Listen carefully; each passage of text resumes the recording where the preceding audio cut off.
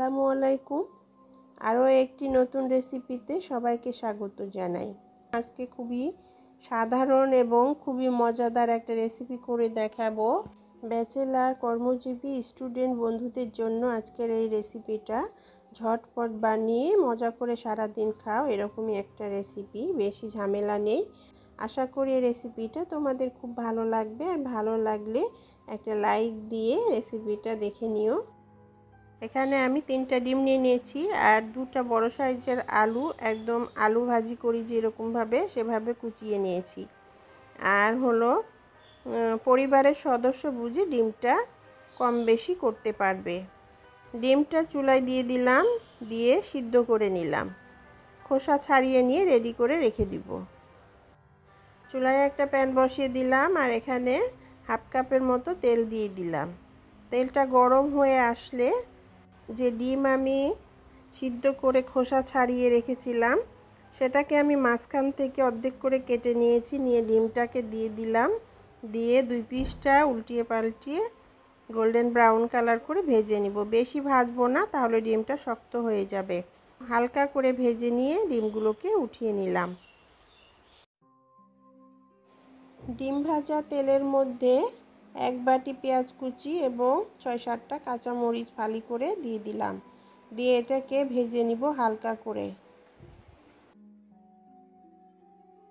পেঁয়াজটাকে হালকা করে ভেজে নিলাম, বেশি ভাজবো না। আর এরকম ভাজতে ভাজতে এখানে 1 চামচ আদা বাটা এবং 1 চামচ রসুন বাটা দিয়ে দিলাম।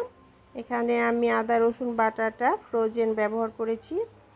তারপরে আদা রসুনটাকে কিছুক্ষণ ভেজে নিলাম।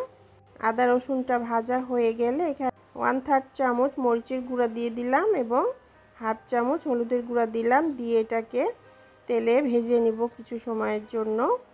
এভাবে ভেজে নিলে খুব সুন্দর একটা কালার আসে। ভাজা হয়ে আসলে এরপর এখানে সামান্য একটু পানি দিয়ে দিলাম। দিয়ে আবার এটাকে কতক্ষণ কষিয়ে নিব।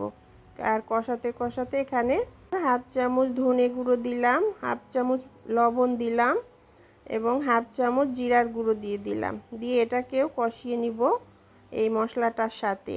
ভালো করে কষানো হয়ে গেলে তেল ছেড়ে আসলে এখানে যে আলুটা আমি কুচিয়ে ধুয়ে পানি ঝরিয়ে রেখেছিলাম সেটা দিয়ে দিলাম। দিয়ে এটাকেও একটু মশলার সাথে কষাবো বা ভাজবো। আর এ সময় চুলার আঁচ মিডিয়াম হিটে রেখেই করব এটা, না হলে নিচে লেগে যেতে পারে। সামান্য একটু পানি দেওয়ার পর এটাকে ভেজে নেব। আর চুলার আঁচ মিডিয়াম টু লো ফ্লেমে রেখে এটাকে ভাজবো বা কষাবো।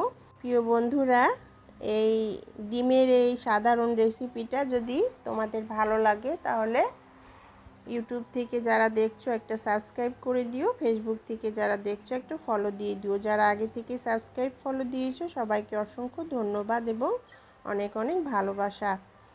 আর বেশি বেশি করে শেয়ার করো ফ্রেন্ডস ফ্যামিলির সাথে।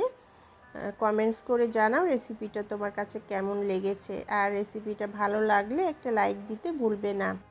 এইরকমভাবে ভেজে নিতে হবে, যখন এটা কড়াইয়ে একদম লেগে আসবে আলুটা, সেই মুহূর্তে এটা ভাজা শেষ। এখানে আমি পরিমাণ মতো পানি দিয়ে দিলাম, তবে বেশি পানি দেওয়া যাবে না। আলুটা এমনি ভাজতে ভাজতে অনেকটা সিদ্ধ হয়ে গেছে। একটা পরিমাণ মতো এখানে আমি 1 কাপের মতো পানি দিয়েছি। আর পানি দেওয়ার পরে লবণটা একটু টেস্ট করে নিলাম। তো দেখলাম এখানে একটু লবণ লাগবে, আরও হাফ চামচ লবণ এখানে দিয়ে দিলাম। দিয়ে একটু মিশিয়ে দিলাম এটার সাথে। এরপর যে ডিমটা আমি ভেজে রেখেছিলাম সেই ডিমগুলো এখানে দিয়ে দিলাম। দিয়ে চুলার আঁচ একটু বাড়িয়ে দিয়ে বলক তুলে নিব। এরপর ঢাকনা দিয়ে ঢেকে এটাকে লো ফ্লেম করে দিয়ে কতক্ষণ রান্না করে নিব। কিছুক্ষণ রান্না করার পর ফিরে আসলাম। দেখো বন্ধুরা, একদম ভালো মতো রান্নাটা হয়ে গেছে। আলুটাও সিদ্ধ হয়ে গেছে। শেষ মুহূর্তে আমি কিছুটা ধনে পাতা কুচি এখানে ছড়িয়ে দিলাম আর 2টা গোটা কাঁচামরিচ দিয়ে দিলাম। কাঁচামরিচ দিলে সুন্দর একটা ফ্লেভার আসে। ঢাকনা দিয়ে ঢেকে লো ফ্লেমে রেখে আর একটু রান্না করে নিব। কিছুক্ষণ রান্না করে নিয়ে তারপর ঢাকনাটা উঠিয়ে আবার আমি এটাকে একটু চামচ দিয়ে নাড়বো না, একটু কড়াইটা ধরে ঝাঁকিয়ে নিলাম। তো বন্ধুরা, হয়ে গেল ডিম আলুর এই মজার রেসিপিটা। তরকারিটা বেশি শুকাবো না, ঝোল ঝোল থাকবে। ব্যাচেলার বন্ধুরা বা স্টুডেন্ট বন্ধুরা তারা একটা তরকারি রান্না করে ভাত খেয়ে ফেলে, তো এটাতে ঝোল ঝোল থাকলে তাদের আর কিছু লাগবে না। ডিম আলুর এই তরকারিটা দিয়ে রান্না করো আর মজা করে সারা দিন খেয়ে নাও।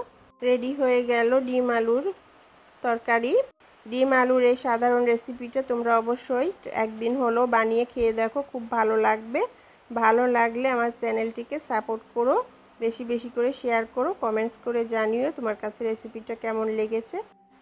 ভালো থেকো বন্ধুরা, আবার দেখা হবে আরও নতুন কোনো রেসিপির সাথে। আল্লাহ হাফেজ।